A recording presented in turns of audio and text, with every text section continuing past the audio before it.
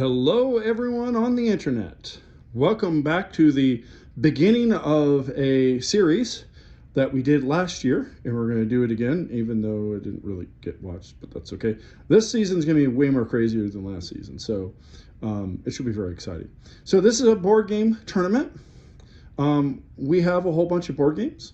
And the reason why we do this tournament is, one, to make sure we play the games, all the games, especially the ones we have never played before. That way we don't have a shelf of shame. But also it gives us a chance to play the games we like more and to decide if we really want to keep the games that we, well, don't like. So what you're looking at here is the games that were the top of this particular part of the tournament. So the tournament our tournament comes in two parts. The first part is the main tournament. It's just like the sports tournament for college in March, which I cannot name due to, I don't even think I'm allowed to say the name of the company that owns it. And you don't even think of them as a company, but they are. So this is going to be my tournament, my board game bracket elimination tournament. But before we get to the 64, we had to play the ones that didn't make it into the 64. Now, there are three reasons why the game is in this part of the tournament. The first one is it's a game that didn't perform well enough last year. We took all the final ratings of every game and ranked them first to 99th, I think we were. If it didn't take the top 64, it didn't make it into the main tournament. The line in the sand for last year was 14 out of 20. Now, what does that mean? My oldest boy and I play a board game. Sometimes we have to play with my youngest boy too if it's a 3-player only game, if you can't play it 2-player. And then we'll rate it out of 10. 1 to 10, 1 being 10 being this is the most amazing game ever. We give a lot of 7s and 8s. Maybe we're too nice. I don't know. But now to show our biases, because every board gaming ranking thing is going to have bias, we are biased towards strategy games, engine building games, deck building games. My kid really doesn't like area of control games. So if Twilight Imperium didn't rate as high as you would think it should, that might be part of the reason why. He did like it because it's more than just an area control game. So there are other area control games he hated and we got rid of. So then after we play it, we vote, we rate it, and we vote whether we're going to keep it or not. And if he says no, it's gone. It's out of there. There's my... Here's some of the games that didn't make it. We'll talk about those in just a moment. So you're looking at the best of the best. We had 70 games this year in the play-ins, which means 134 games total. Now, we don't own all those because some of those get traded off or sold off already, and some of them are in a pile that you just saw to be sold off. So, of course, everyone loves a train wreck. So let's talk about the worst of the batch first before we get to the best. Because what you're looking at here is the order based on our rankings, but not the final order, because we are going to do something crazy and chaotic for this season that will make this tournament more mimic the sports tournament where on any given day, anything can happen. Well, almost anything. So I want to talk about the first 10 games are games that we did not play this year. So of the 70 that were entered into this part of the tournament, we didn't play all of them. We only played 60 of them. There are various reasons why we didn't play them, which I'll mention. The first 5 were voted on by my kid to not play them. So those games are on probation, meaning that if we don't play them next year, they're automatically kicked out of the board game library. If we do play them, then maybe they stay. Those 5 games are Lord of the Rings Confrontation, which might surprise some of you. Sharpshooters, which is a dice rolling game. Mondo, which is sort of a dexterity game. Risk, which is probably not surprising. And Zathura, which I'm shocked that is still in our board game library. I have a feeling that next year it will not be. We had one more game that we voted to not play this year, but it got voted out of the library in addition to that. That game was 6 cubes. It is a pressure luck game with dice that is really ridiculously horrible. Takes way longer to play than it should be, and we had to have homebrew rules just to make the game even playable. We kept the dice throughout the box. There were 4 games that we did not play, not because we voted them out, but for various different reasons. Mostly because the game was unplayable. First was Star Trek, the VCR game. That one was playable, but I read the rules and I was like, nope, we're not playing this one. We ended up trading that game for Ticket to Ride London and Ticket to Ride New York, which ended up being a great trade for us, and I think a really great trade for whoever we traded to, because that's the kind of game that's more for nostalgia, and they didn't like those other two games, and we did. So that was a good one. Heroscape, I've had it for many years. It got the parts have fallen, some of the parts have fallen out, and it's not complete enough to be playable. Unfortunately. I think I lost the dice, but the dice may be in my Twilight Imperium game. I may have to double check that next year. Maybe we might have to reinstate it next year. We'll see. Stock Market game, which is an old Avalon Hill game. It was missing almost everything. It was something. So some of these games are games that we played last year, as I mentioned. Some of these games are games we have just recently bought, and some are games that we'd owned, weren't quite on the shelf of shame, but they were just kind of in a box or in the back corner somewhere, and we weren't really considering them as part of the library. But I grabbed them like, you know what, we have it, we should play it. And that was one of those, and it was missing parts, so it got recycled. And finally, Hegemonic, which was a disappointment to me. Hegemonic is a game that looks like it's similar to Twilight Imperium. I've never played it, but it looked like it'd be a fun game. However, it was a brand new game, still sealed. And I opened it up, and there was a manufacturing error. There's 6 different characters, unit pieces, and they put each one in a bag. They had 2 bags of the same character, and one of the characters was missing. So the game is unplayable in that condition unless I can figure out how to get those characters. So if you've got the triangles for the game Hegemonic, not to be confused with Hegemony, it's a different game. I might be interested in buying your triangle pieces. Otherwise, I'll have to figure out what to do with it. Maybe I sell it for parts. I don't know. So that was 10 games we didn't play. 5 of which we're keeping for now. 5 of which are voted out of the library. In total, we voted out 13 games out of the library. So there's 8 more. 2 that we voted out that were not bad games. Not necessarily bad games, but they weren't good games. Well, it depends. First one, so these are kind of honorable mentions for voted out. Catan, Histories, Trails, and Rails. Decent game. We rated it at 14.5. But my kid, after we played it, it was a little weird for him. He was like, I'd rather just play regular Catan. Can we not keep this game? And so we ended up trading that game for another game that's going to I'm not going to talk much about it. It's called the Dragons and Flagon. But that one rated kind of in the middle also. And finally, Immortal, which was a game that just ended up being ridiculously hard, and we did not want to keep it. It just blows you up immediately, and to get better, you have to take away victory points. It's a cooperative game, but we just did not like the way that game played. So it went away. But it was not one of the lowest rated. I think we rated it like a 13.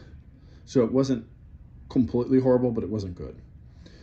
All right, so before we get to the lowest 7, I'm going to do some dishonorable mentions. We had 6 games that rated us an 11. The first 5 we are keeping for now. Time Jockey, which, God, that one's kind of hard to explain. You've got a certain number of turns to play and try to do quests, and each quest takes a certain amount of turns. If you go over your turns, you're out of the game. It's a really weird game, and it's too quick. It's too quick. It has 15 turns, and it really should have more like 25. Storage Wars, the board game, very similar to the TV show. It's kind of fun, but it's more fun with homebrew. The rules as stated aren't great. 5 Cucumbers, not a very good game. Trick-taking game. You take the last trick, you get points. You don't want points. Go Hoops is a dice-rolling basketball game that is completely luck-based and is pretty horrible. And finally, Rebels and Yanks, which is a game I got a long time ago from a gaming convention and just kind of squirreled away. Finally took it with us to a trip to China and opened it up and discovered that you need 2 6-sided dice to play the game. And we were in China. So we had to buy 6-sided dice in China to play the game. It's an awful game. It's a really awful game. It's a game where you have to draw a general of your of your side in order to play, basically. And whoever gets their journal first basically wins the round. There's almost no strategy to the game at all. That one, my kid voted to keep it, but somewhere between China and the United States, somehow the box is awful. And a couple of the cards fell out of the box and disappeared, and so I threw it in the recycle. Oh no, we had to recycle a really terrible game. Whatever shall we do with our other 130 games? Anyhow, so finally, the train wreck list. These are the worst of the worst. Do not buy these games. They're awful. There's three that scored a 10. Nacho Loco, which is basically Uno with tiles.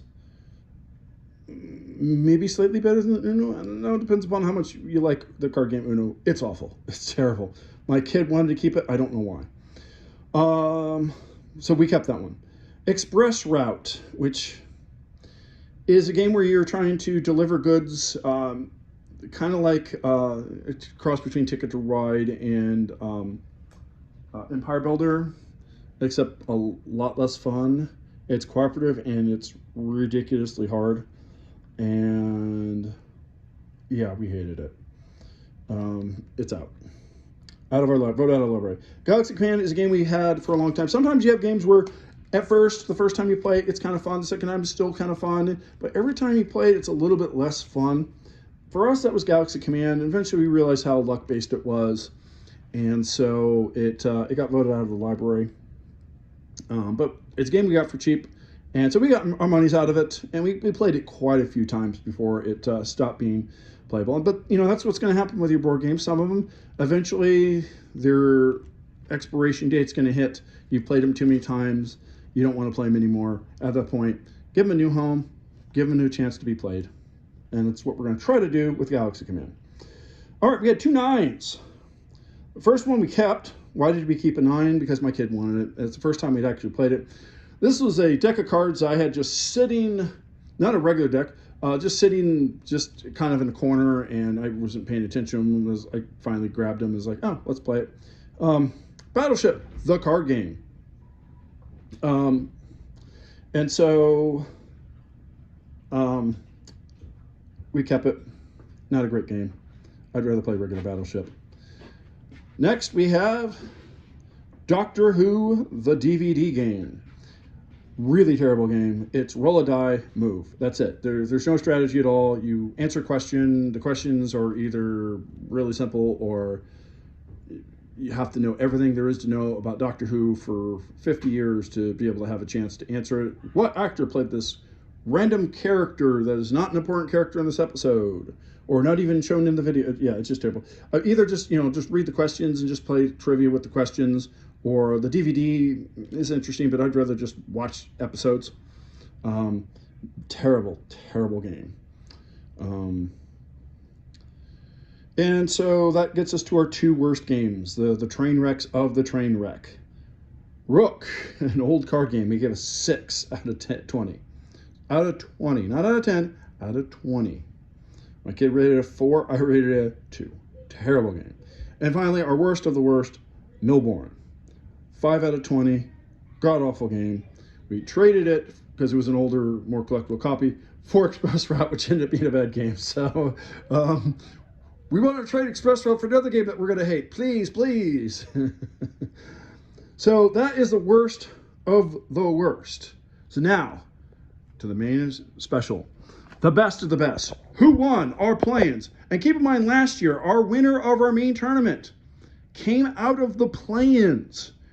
That was Power Grid. Now, here's how the play-ins work. Whoever ends up winning the play-ins, which will probably be Earth, but we'll see. Depends on how well the die rolls go. I will compare them to the lowest scoring after die roll of the winning games of the first round of the tournament. So of the 32 winning games, I will compare them to the number 1 in the play-ins. If number 32 is lower than number 1 takes its spot, or we'll get a spot, and number 32 is knocked out of the tournament. So just because you win in the first round does not mean you stay in the tournament. We did this because we had a year where we had 2 games playing each other that were both god-awful, and because I didn't know how well we'd rate these games, and so we had to play one of them again. Well, this prevents us from having to do that. We did that last year, and it was very interesting.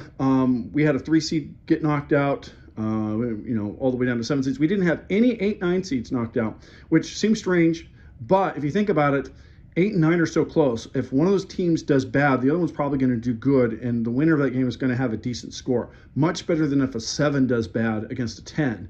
If a 10 beats a 7, it's probably not going to score high enough to stay in the tournament. So that's what we've got.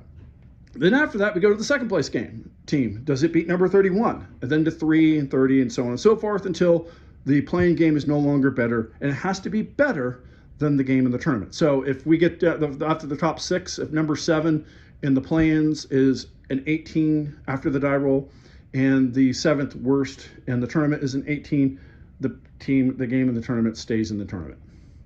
We think there'll be somewhere between 6 and 8 that will be replaced. Last year there were 6. We've played a couple of the games already that are in the main tournament, and there is a 2 seed that is on the danger watch. If it doesn't roll a good die roll, it will be out of the tournament. Now, once we have figured out what games from the play-ins are going into the tournament, we will reseed a little bit in that whatever the teams in the tournament, they stay their original seeds. The number 1 team, if let's say that's Earth, will take the spot of the best seed that's eliminated. So if a 2 seed's eliminated, Earth will take that spot. Last year it was a 3 seed. And then so on and so forth until you get to the worst seed. Now, if a 10 beats a 7, that is still considered the 7 seed spot. So you can't get below 8. We'll see if an 8 seed gets knocked out this year because it doesn't do well enough.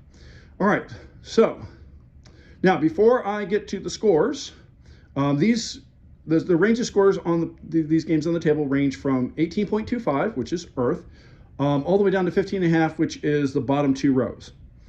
I do want to give some honorable mentions.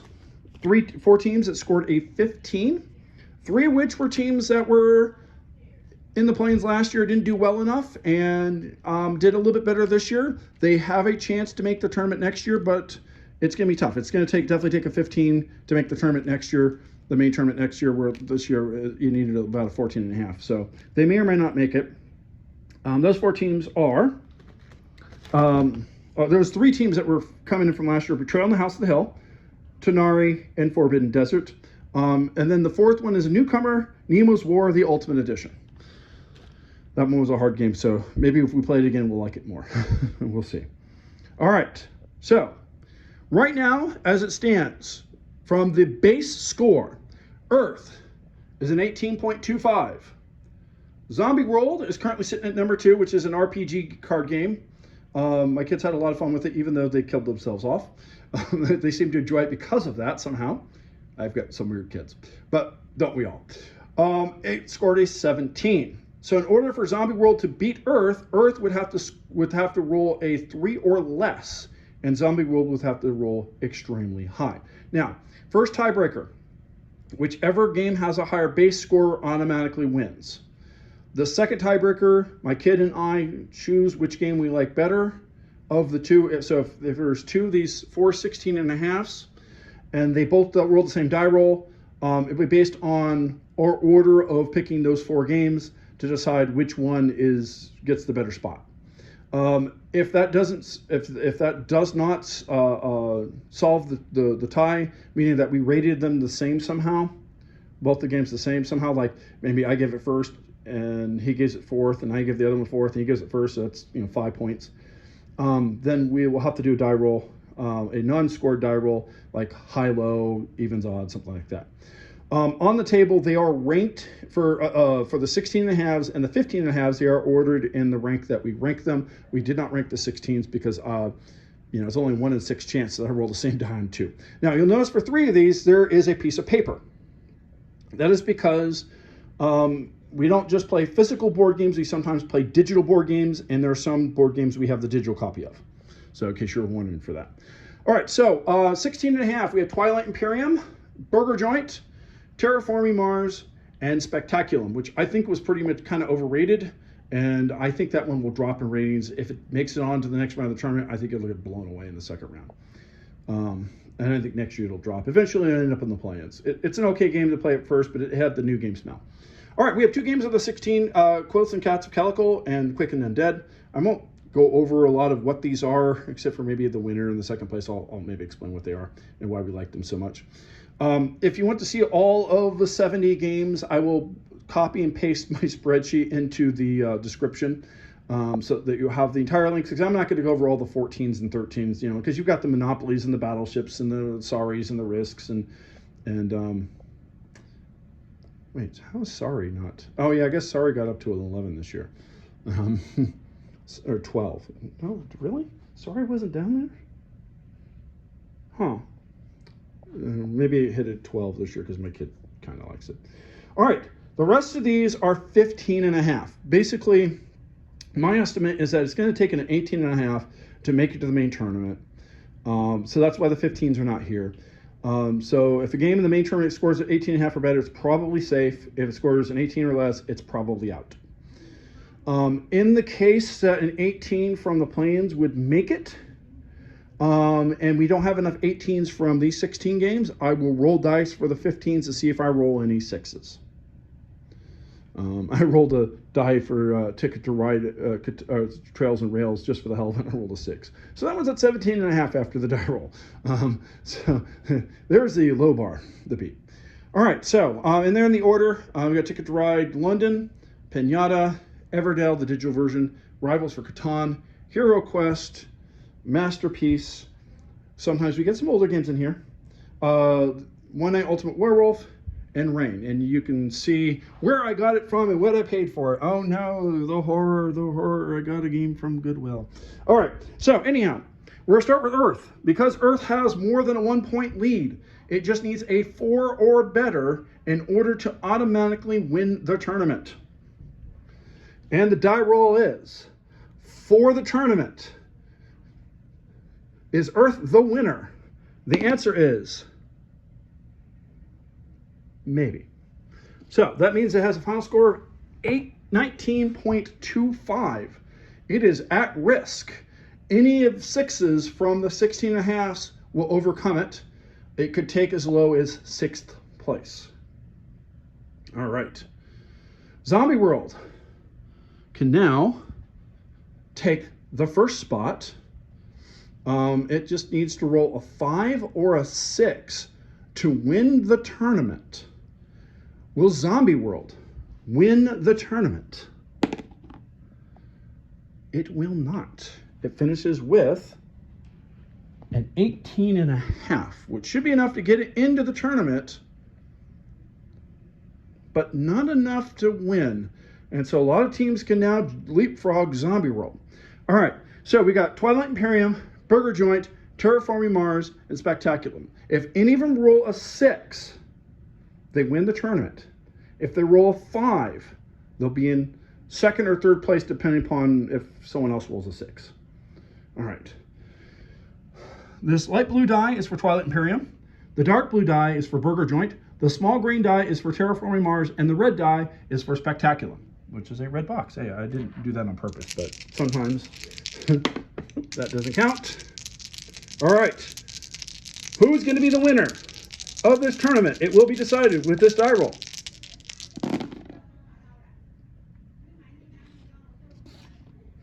The winner of the tournament and the first game that will be in with a score of 19 and a half.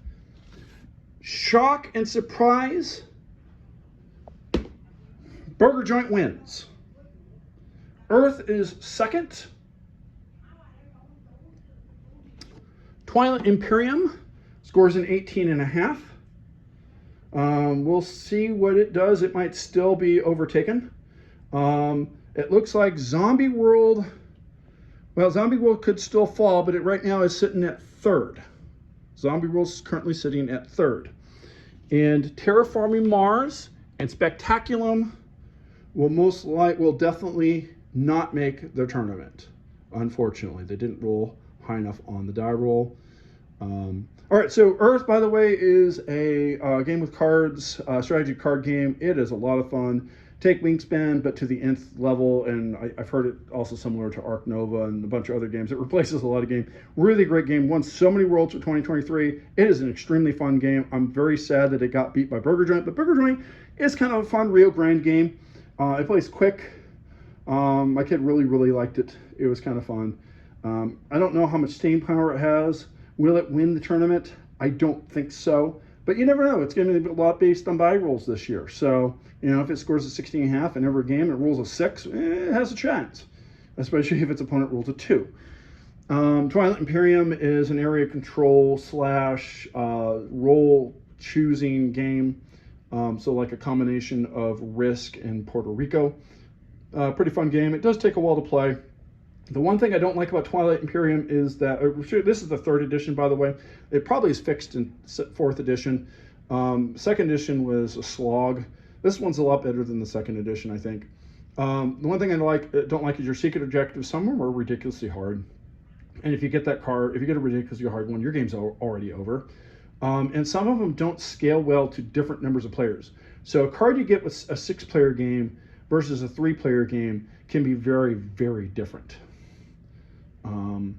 And so I don't like that about it, but still a good game. And at a 18.5, hopefully it will make the tournament.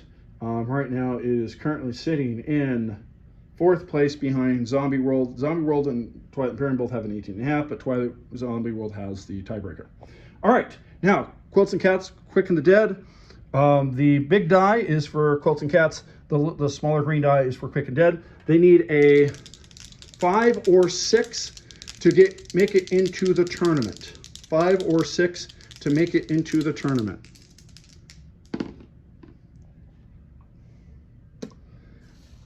And neither one, it looks like, will make the tournament. Although it might end up being that an 18 does make it. So if that ends up being the case, now these ones will make it first. So Quilts and Cats would make it before any game that's not on this table would. Then I'd have to roll some dice for the others. Okay, now we're getting into the 15.5. So they basically need a 6 to have a chance to move on. Because right now we have 1, 2, 3, 4, 5 games that are probably going to move on. And out of 8 games, probably going to get at least 1 6 that would give us 6. And then if we need a 7th or 8th, they'd come down to the 18, or no. So we have 1, 2, 3, 4. We have a 6, we have 5. The 18 might make it. We'll see. It's going to be close. It's going to be close. It's going to come down to a lot of randomness. All right. So we're going to Ticket to Ride, Pinata, and Everdell, the digital version. These are our top 3 out of the 15.5s. The blue die is going to go for Ticket to Ride. The dark blue die is for Pinata, and the smaller green die is for Everdell. And survey says none of these are going to make it into the tournament. None of those will make it into the tournament because a 3, that's a 17. Even if we can get down to 17.5, there's no way. 17.5 is not going to make it, or 17 is definitely not going to make it. So that's the end of those. We're not rolling a lot of high numbers here. So we got Rivals of Catan and Hero Quest. The small green one's for Hero Quest. The large one is for Rivals of Catan. Do either of these make it into the tournament? Yes. Rivals of Catan will move on. Hero Quest, sadly, will not. All of these teams will most likely be in the tournament next year. Even these 15.5, so they'll probably be like a 12 seed or something. But they could be very powerful 12 seeds next year. All right, so we have another one in. All right, so our final 3. We've got the, you know what, let's rearrange these. All right, the blue die goes to Masterpiece. This big green die goes to One Night Werewolf. And the small green, because I've always had the small green on the far side, goes to Rain, which is another game that I think is we kind of overrated a bit, and will probably go down over number of plays. So new game smell. Oh, that's what we like to see, sort of. Oh, so One Night Werewolf is out. Masterpiece is in. Wow, there is a shocker. And Rain is in. Wow, Rain is in. But Terraforming Mars is out. Everdell is out. Quilts and Cats of Calico probably might be out because, let's see, we got 1, 2, 3, 4, 5, 6, 7. It is in 8th place. Finishes in 8th place and is doubtful in 18 and 8th place will make it into the tournament. So there we are. Burger Joint coming out of nowhere to win the play-ins. Earth number 2. Zombie World a number 3. Twilight Imperium. Yeah, Twilight Imperium is number 4. Rivals of Catan number 5. Masterpiece number 6. And Rain is number 7. With an honorable mention to Quilts and Cats at 8th place. So that is it. That is our play-in tournament. 70 games enter. 7 or 8 will move on, possibly move on to the main tournament that we will start probably in January. And we only play maybe 4 games a week. So it's probably going to be the end of January before we have our first video for the first segment of the tournament. We'll do each of the 4 regions. We'll do 1 video for those in the first round. We'll do 2 videos in the second round, 1 video for the third round. And then we'll do probably 1 video for the Elite 8. And then our final video will be for all of them, for the kitten caboodle. Now, I will say that for the final 4, we make it best of. So in the semifinals, it's best of 3, and in the finals, it's best of 5. Now, is this a just absolute blatant attempt to play our favorite games more? Of course it is. Why else would we do that? That's the point of this, to play our favorite games. And Rain. I think I'm going to make a prediction that Rain is going to get obliterated in the second round. Absolutely obliterated in round 2. It may, and one other thing, the ratings next year are based on the final game they play. So Rain has a 15.5. If it scores a 14 in the second game before the die roll, and it's pre-die roll that will be for 2026, then it will be shoved down to the play-ins in 2026, which is kind of where Rain belongs. It's an okay game, though. It is an okay game. It's an area control game. My kid didn't really take it very seriously. I'm actually surprised he rated it as high as he did. So there it is. And if we need if we need a 9th place team to try to get an 18, I will roll dice for the 4 15s and see if any of them make it. But I really doubt we'll have a 9th game. I doubt we'll have more than 9 winning teams or more than 8 teams out of 32 winning teams score after die roll of below an 18. Because if they scored an 18, then they're safe from the 15s. In fact, they'd be safe from Quilts and Cats. So that's it. Was there any surprises here? What out of these games, what was your favorite? Out of the games that were dumpster fire games, which was your least favorite? Who do you hope? Is there a game out of this that you hope wins the entire tournament? Keep in mind, our best 64 games are yet to come. So stay tuned. And to the cats that accidentally walked across keyboards and activated this video without needing so, all I have to say is meow, meow, purr, purr, meow. Sorry about your cats, Quilts and Cats not making it. That is a travesty. Blame the dice. I have no effect. But who knows? Maybe a lot of teams will go score below an 18 and they'll make it.